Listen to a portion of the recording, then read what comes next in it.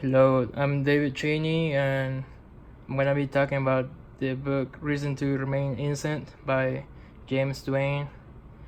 This book talks about why people shouldn't talk to police officers. Alright, so there has been some innocent scenarios that has changed people's life dramatically. One of them was the case of Mr. Long.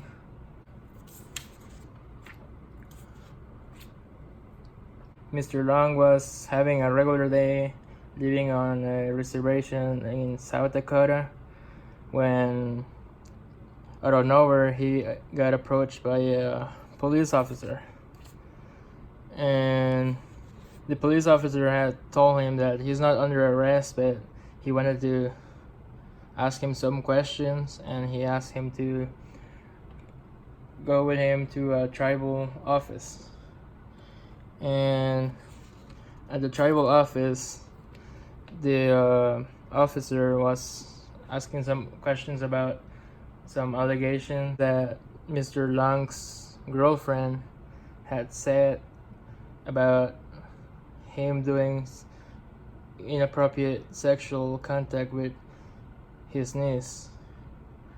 And so Mr. Long answered to the officer's question and said an example of a situation that happened to him with his girlfriend's niece. And after he said that, he knew that he wasn't helping his situation. So at the end of what he said, he asked that he didn't want to incriminate himself and he would like to stop talking. So at the end of the trial, the assistant attorney said that what he said before wasn't important. What was more important was the way Mr. Long answered by saying that he didn't want to incriminate himself anymore and he wants to stop talking. And by saying this, he didn't want to add more information about what happened, and this is why they thought he was guilty. There's another scenario that changed someone's life, and the scenario is by this 19-year-old boy that's being interrogated by some officers investigating a murder. At the beginning of the interrogation, the officers told him that he could stop the interrogation at any time, and the boy didn't know about his right to remain silent because he wasn't being arrested. So after some questions, the boy tried to stop the interrogation by trying to ask for a lawyer, and this request didn't go through because of the way the boy asked for a lawyer. He wasn't clear. He was hesitating when asking the question, and this came to the officers not knowing whether the boy was summarizing what his dad told him to say or if he wanted a lawyer. And because of this mistake, it cost him 13 years in jail.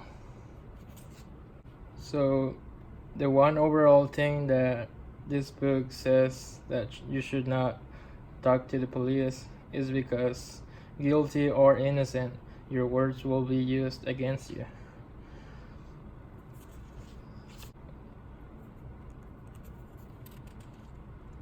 The reason that this happens is because there are some circumstances that are outside your control, and it could be anywhere where you could be caught by something that you didn't do, and anything you say will count against you if you don't answer it right.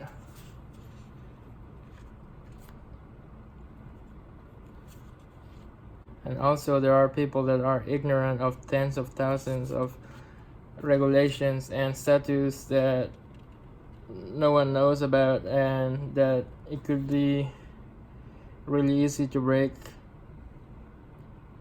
unintentionally. Also, even if you're handicapped or not, the stress of the situation of interrogation are really difficult to understand what's being asked, because this is how police are being trained. They train to exploit you at any way possible to get you to say everything they wanted to hear and use it against you. So how to properly speak to a police officer. The author in this book advises that when talking to authorities, you should say and only say these 4 words, which are, "I want a lawyer." Other questions that can be asked and usually should be answered are if they ask you for your name, and also if they ask you what are you doing, and you should answer this honestly. So my opinion about this book is that I think that's really scary to know that the police are allowed to lie against anyone, and also they don't have any adjustments when talking to any type of people, whether they're mentally or physically handicapped. They always use the same interrogation methods on everyone, guilty or innocent. Also, after reading this book, it really worries me to talk to a police officer, because anything I say to them might be misinterpreted and it might get me into trouble. And that's all. Thank you.